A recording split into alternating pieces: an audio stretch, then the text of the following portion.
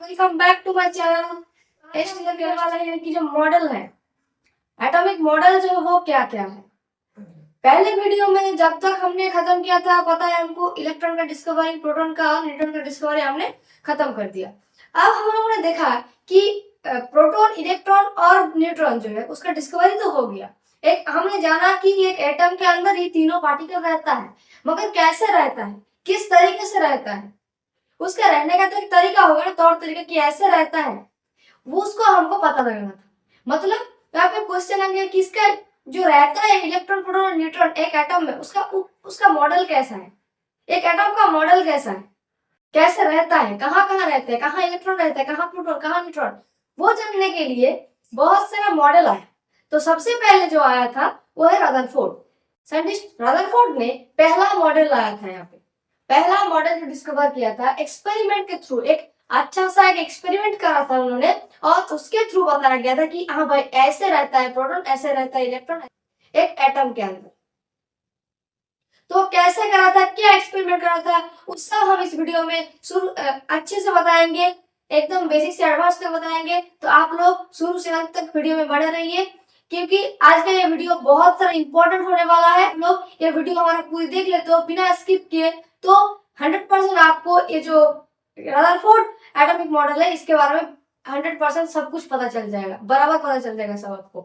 ठीक है, तो चलिए स्टार्ट करते हैं आज का लेक्चर। तो देखिए, हमने जैसे कि हमने सुन के आया है कि इलेक्ट्रॉन, प्रोटॉन, न्यूट्रॉन रहता है।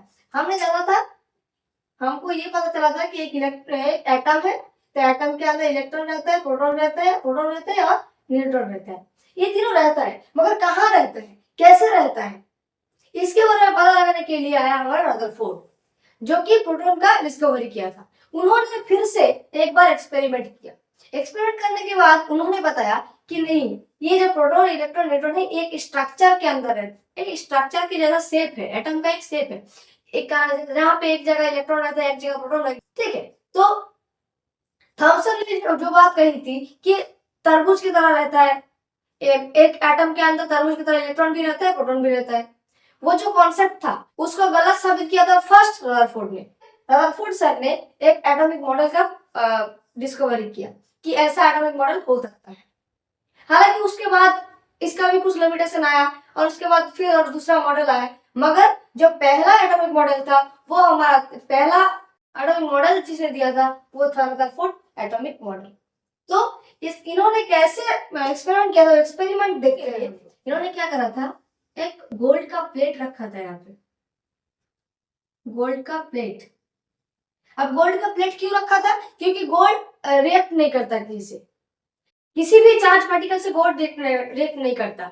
देखेंगे आपके आंटी, आपके मामी, कोई भी जब सोने की चीज पहन रखी हो तो वो खराब नहीं होता, क्योंकि वो रिएक्ट नहीं करता किसी भी पार्टिकल, लोहे जैसे कि ऑक्सीजन से रिएक्ट करता है, तो वैसा गोल्ड किसी से रिएक्ट नहीं करता है। तो सोने के लिए आप पैर रखो तो वो जल्दी खराब नहीं होता। तो इसीलिए जैसे कुछ पार्टिकल पॉजिटिव चार्ज हो या नेगेटिव चार्ज हो, कोई रिएक्ट ना करे, गोल्ड रिएक्शन ना हो, और उसका जो एक्सपेरिमेंट है वो सही तरीके से हो, इसीलिए उन्होंने क्या किया था, एक गोल्ड का प्लेट रखा था। ठीक है, तो गोल्ड का प्लेट, अब गोल्ड का प्लेट पूरा तो गोल्ड गोल्ड का ही पार्टिकल रहेगा ना, गोल्ड का एटम से गोल्ड का प्लेट तैयार होगा। तो यहाँ पे एक एटम की बात हो रही है हमारी, तो यहाँ पे एक जेडएनएस का, उसके ठीक सामने एक जेडएनएस का प्लेट रखा। अब जेडएनएस का प्लेट क्यों रखा हुआ है, क्या किस लिए, ये तो आपको समझ में आना चाहिए। हम पहले बहुत बहुत बार बताया कि जेडएनएस जो है वो हमारा जो रे है, लाइट है, उसको कैच करता है, फेंकता है, और जो प्लेट है वो खुद ग्लो करता है। तो इसीलिए हम जेडएनएस ला रहे हैं। ठीक है, जेडएनएस तो यहाँ पे लाया, फिर यहाँ पे क्या करा, फिर यहाँ पे हमने एक लेड बॉक्स ले लिया, lead box.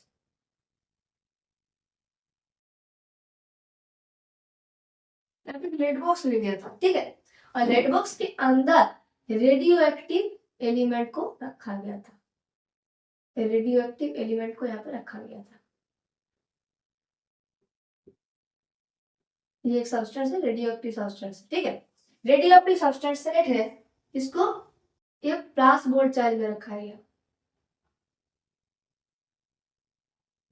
Plus board charge, ठीक है। प्लस बोर्ड चार्ज क्यों रखा गया? कोई रेडियो एक्टिव एलिमेंट के साथ अगर प्लस बोर्ड चार्ज हो तो इसको कहते हैं अल्फा पार्टिकल, ठीक है। तो अल्फा पार्टिकल, जैसे कि यहाँ पे अल्फा पार्टिकल है, तो इसीलिए ये जो एक्सपेरिमेंट है इसको कहते हैं अल्फा पार्टिकल स्कैटरिंग एक्सपेरिमेंट, या इसको बोलते हैं अल्फा पार्टिकल स्कैटरिंग एक्सपेरिमेंट। रे को, सॉरी न्यूक्लियस को ज्यादा बड़ा करना हो तो इसीलिए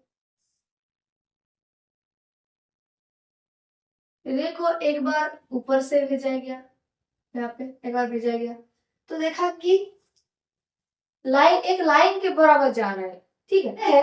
ये पास हो रहा है स्ट्रेट लाइन में, स्ट्रेट लाइन में पास हो रहा है, कहीं पे धक्का उक्का नहीं हो रहा है, स्ट्रेट लाइन है। फिर एक बार भेजा गया और एक बार इस रे को भेजा गया, फिर भी स्ट्रेट लाइन में पास हो रहा है। नीचे की तरफ इधर भेजा गया, ये भी स्ट्रेट लाइन में पास हो गया, ये भी स्ट्रेट लाइन में पास हो गया। तब साइंटिस्ट को क्या लगा कि ये जो एकदम स्ट्रेट लाइन में पास हो रहा है, कहीं पे धक्का नहीं हो रहा है, कुछ नहीं हो रहा है, मतलब क्या है, एटम में बहुत सारा एम्प्टी प्लेस है, बहुत एम्प्टी प्लेस है, खाली है बहुत जगह, एटम बहुत जगह, एटम में बहुत जगह खाली है, इसीलिए यहाँ पे कुछ धक्का मुक्की नहीं हो रहा है, सीधा जा रहा है, स्ट्रेट लाइन में जा रहा है। और इसको पता कैसे चला? क्योंकि स्ट्रेट लाइन में गया और यहाँ पे ग्लो करा, यहाँ पे जिंक सल्फाइड का प्लेट जो है ग्लो करा, तब इसलिए हमको पता चला कि रे यहाँ पे आ रहा, मतलब बहुत सारा खाली जगह है जहाँ पे वहां से हमारा जो रे है वो पास हो रहा है स्ट्रेट लाइन में। किसी भी सब्सटेंस का कोर जो है बहुत हार्ड होता है, तो इसीलिए उन्होंने सोचा कि इसके कोर से रे भेजने को सोचा। तो क्या किया, ये जो रेडियोएक्टिव सब्सटेंस है यहाँ से रे इसके कोर में भेजा गया। जब यहाँ पे भेजा गया तब देखा कि ये इधर डिफ्लेक्ट होके लाइट इधर आ रहा है, रे इधर आ रहा है, क्योंकि यहाँ पे ग्लो कर रहा है, तो डिफ्लेक्ट होकर लाइट इधर आ रहा है।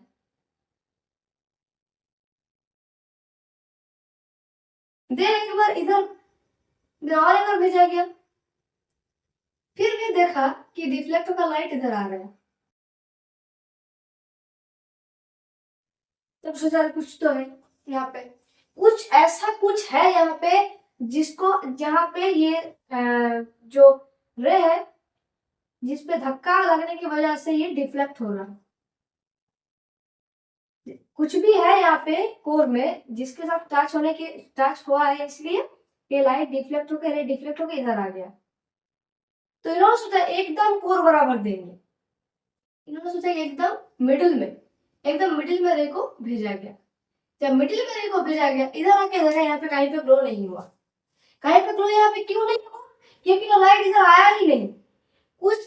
कुछ देर बाद इनको समझ में क्या आया कि जहाँ पे ये लाइट आया, धक्का हुआ, लाइट आया यहाँ पे, रे आया, यहाँ धक्का लगा, फिर जहां से आया था वहीं पे रे चला गया, रे जहां पे आया था वहीं पे चला गया, ये आया फिर रिफ्लेक्ट होकर वहीं चला गया। एक प्लस चार्ज पार्टिकल जब एक प्लस चार्ज पार्टिकल के पास आएगा तब वहां पे रिपल्सन होगा, और यहाँ पे क्या हुआ, यहाँ पे वही हुआ। एक plus charge particle alpha particle इधर आया, यहाँ तक आया, फिर रिपल्सन हुआ, फिर वो जिधर था उधर चला गया। यहाँ से रदरफोर्ड को क्या पता चला कि यहाँ पे जो कुछ भी है वो है प्लस चार्ज पार्टिकल है, यहाँ पे जैसा कुछ पार्टिकल है वो हमारा है प्लस चार्ज पार्टिकल।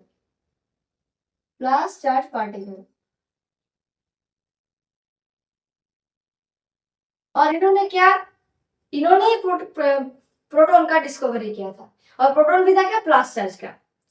तो proton plus charge, electron minus charge, negative charge, proton plus charge, और न्यूट्रॉन का जो उसका कोई चार्ज ही नहीं है। तो उन्होंने डिसाइड कर लिया कि यहाँ पे जो है ये प्रोटॉन है, ठीक है, यहाँ पे जो है वो प्रोटॉन है, और इसको उन्होंने नाम रखा न्यूक्लियस, ठीक है, इसका नाम रखा न्यूक्लियस।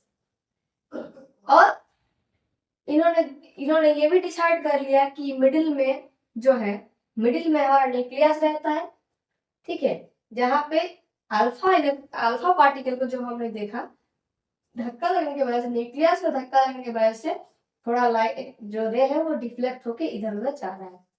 और जब इसका मिडिल में प्लस चार्ज को लगाया गया, तब देखा गया कि यहाँ पे रिपल्सन हो रहा है, प्लस चार्ज रिपल्सन हो रहा है, और रिपल्सन होकर जहां से रे आया था वहीं पे लौट गया। तो यही था हमारा रदरफोर्ड जो है उसका एक्सपेरिमेंट, रदरफोर्ड स्कैटरिंग एक्सपेरिमेंट, ठीक है, Rutherford alpha particle scattering experiment. Statement दिया था वो एक बार देख लेते हैं, ठीक है। ये तो आप लोगों को समझ में आया होगा। यहाँ पे क्या है, और फिर से बोल देते हैं। यहाँ पे एक गोल्ड की प्लेट रखा था, radio active metal, radio active element से अल्फा पार्टिकल क्या था, जब रे को पास किया 2-4 बार देखा कि वो स्ट्रेट लाइन में जा रहा है, कहीं पे कुछ धक्का मुक्की नहीं हो रहा है, तब उन्होंने क्या डिसाइड किया कि जो एटम है, एटम के अंदर बहुत खाली जगह है, जहां से ये रे पास कर रहा है, मतलब बहुत सारा खाली जगह है वहां पे।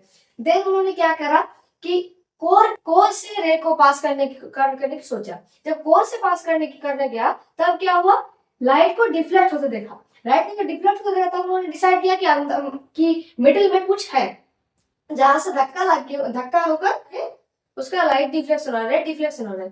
देन उन्होंने क्या किया, एकदम मिडिल में जाके मिडिल में जब रे को भेजा, तब क्या देखा कि ये जो लाइट है, रे है, वो रिपल होके जहां से गया था वहीं पे लौट आ रहा है। तब उन्होंने डिसाइड किया कि जो वहां पे जो है, जो मिडिल में कोर में कुछ भी हो, जो भी हो, है हमारा पॉजिटिव चार्ज मतलब उन्होंने डिस्कवर किया था प्रोटॉन, तो प्रोटॉन है, प्रोटॉन पॉजिटिव है, और रेडियोएक्टिव जो सब्सटेंस है, वहां जो रे गया था वो भी पॉजिटिव चार्ज है, इसीलिए इधर रिपल्सन हो रहा है। तब उन्होंने डिसाइड किया कि यही है हमारा न्यूक्लियस के अंदर प्रोटॉन रहता है, जहां से बाकी जो इलाका है वो बहुत सारा एम्प्टी स्पेस है वहां पे।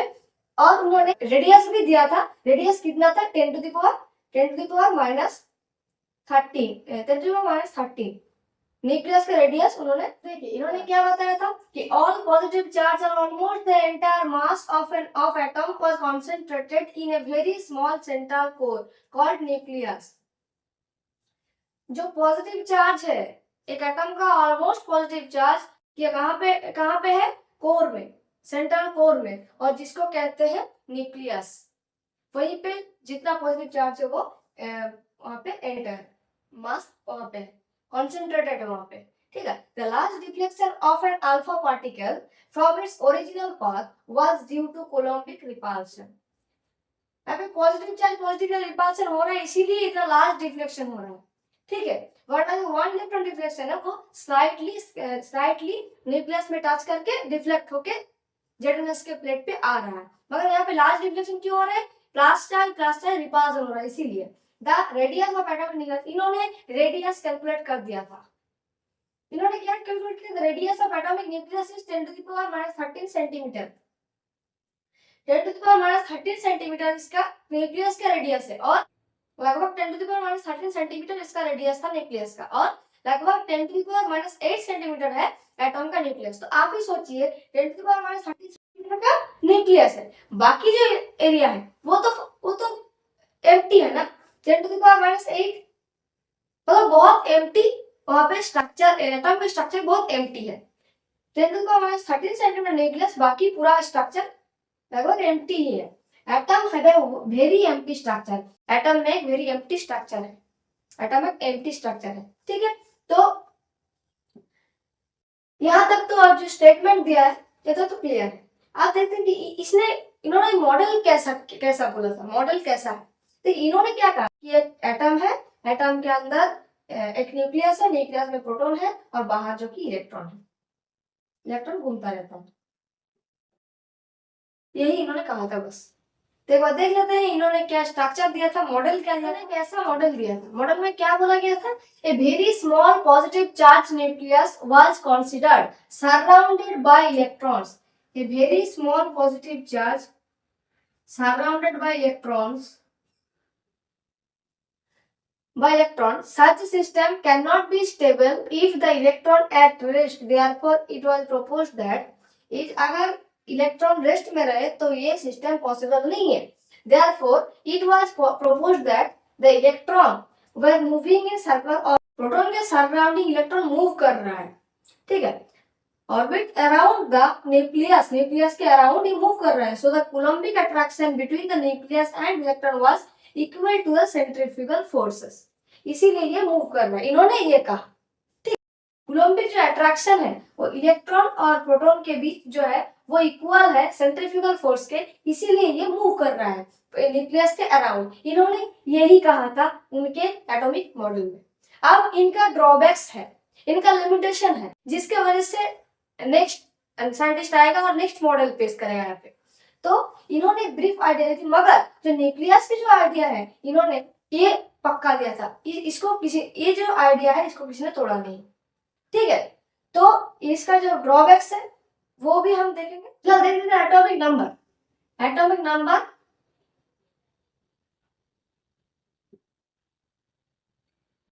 एटॉमिक नंबर ठीक है, जब कोई एटम इलेक्ट्रॉन का न्यूट्रल लगा मतलब इलेक्ट्रॉन का लेना देना कुछ नहीं किया किसी के साथ, ना पॉजिटिव चार्ज है ना नेगेटिव चार्ज है, तब एटम का जो प्रोटॉन है, नंबर ऑफ प्रोटॉन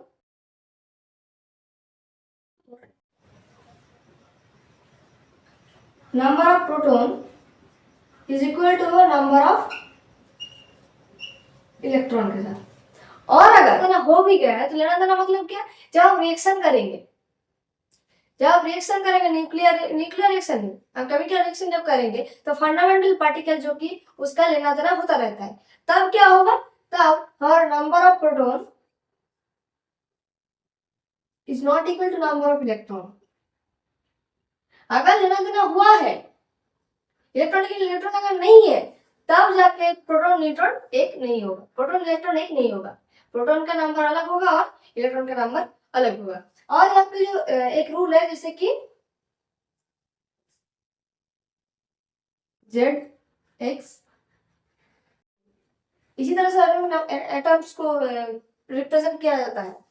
तो ये क्या है, ये हमारा है जो एटम हमने लेंगे वो. अगर हमने कार्बन ले लिया तो कार्बन, X की जगह कार्बन हो जाएगा. X मतलब जो एटम का हम लेंगे उसका वो है. एटम का सिंबल, कार्बन लिया तो C, हाइड्रोजन लेते हैं. और ये Z जो है ये हमारा है एटॉमिक नंबर. एटॉमिक नंबर मतलब number of proton. Atomic number मतलब नंबर ऑफ प्रोटॉन. तो कार्बन का नंबर ऑफ प्रोटॉन कितना है, 6, मतलब यहाँ पे 6 होगा. ठीक है, और ये जो है एटॉमिक मास.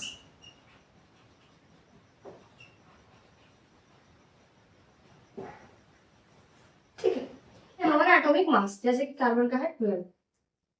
तो इसी तरीके से हम एक एटम को रिप्रेजेंट करते हैं, एटम का मास को और एटम का atomic number, atomic mass, atom का सिंबल. ठीक है, तो ये हमारा एटॉमिक मास. एक से हमारा एटॉमिक जो सिंबल है, एक से हमारा सिंबल एटम का,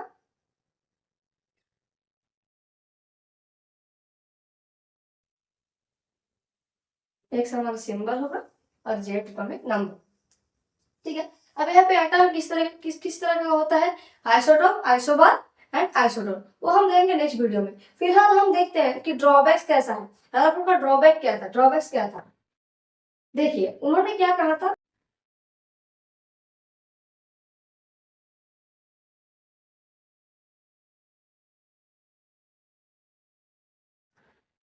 यहाँ पे न्यूक्लियस है प्लस चार्ज, इलेक्ट्रॉन जो मूव कर रहा है वो है माइनस चार्ज. तो देखिए हम जानते हैं कि एक ऑर्बिट, बहुत सारा ऑर्बिट होता है, एक न्यूक्लियस एक एटम में बहुत सारा ऑर्बिट होता है. तो इलेक्ट्रॉन क्या कर रहे हैं, मूव कर रहे हैं. मूव करते करते हम क्या जानते हैं कि electron emits radiation and losses energy. ये रेडिएशन एमिट्स करेगा और एनर्जी लॉस करेगा. एनर्जी लॉस करते करते एक ऑर्बिट से और ऑर्बिट पर आएगा, इलेक्ट्रॉन आके न्यूक्लियस में ब्लॉक हो जाएगा. ब्लॉक करके ये जो हमारा न्यूक्लियस है वो न्यूक्लियस में ब्लॉक हो जाएगा, मतलब एटम डिस्ट्रॉय हो गया. तो ये है हमारा लिमिटेशन, जो कि अब बोर आएगा, नील्स बोर, और बोर आके ये जो लिमिटेशन है इसके ऊपर स्टडी करेगा और स्टडी करके और एक नया मॉडल वहां पे हम देख पाएंगे, एक नया मॉडल वहां पे आएगा. तो ये है हमारा लिमिटेशन कि हमारा एटम जो एटम का एग्जिस्टेंस है मगर इस तरीके से कैसे एग्जिस्टेंस रहेगा? अगर ऐसा होता तो हमारा एटम का एग्जिस्टेंस नहीं रहता। इलेक्ट्रॉन, एक वक्त ऐसा आएगा कि इलेक्ट्रॉन जो है वो हमारे न्यूक्लियस में आकर ब्लॉक हो जाएगा, फिर हमारा एटम जो है डिस्ट्रॉय हो जाएगा। मगर ऐसा होता नहीं है। क्यों नहीं होता? उसका नए मॉडल में हम देखेंगे, जो कि नील्स बोर आके बताएंगे। ठीक है, तो आज का जो वीडियो है वो यहीं तक है। आई होप आप लोगों को समझ में आया होगा। अगर समझ में आया है तो नीचे कमेंट कीजिए कि हाँ समझ में आया है या नहीं। अगर आपको समझ में नहीं आया होगा, अगर नहीं आया तो हमको कमेंट में बताइए, हम फिर से एक बार बोल करने इस टॉपिक के वीडियो बनाने की कोशिश करेंगे। अगर आपको समझ में ना आया हो तो आपको कमेंट में लिखिए कि कहाँ पे समझ में नहीं आया। ठीक है, तो आज का वीडियो यहीं तक। आप लोग पढ़ाई करते रहो, स्वस्थ रहो, अच्छे रहो। अगर आप चैनल पर नए हो तो हमारा चैनल को सब्सक्राइब करें। ठीक है, चलते हैं, मिलते हैं नेक्स्ट वीडियो में। तब तक के लिए बाय बाय, जय हिंद, जय भारत, वंदे मातरम।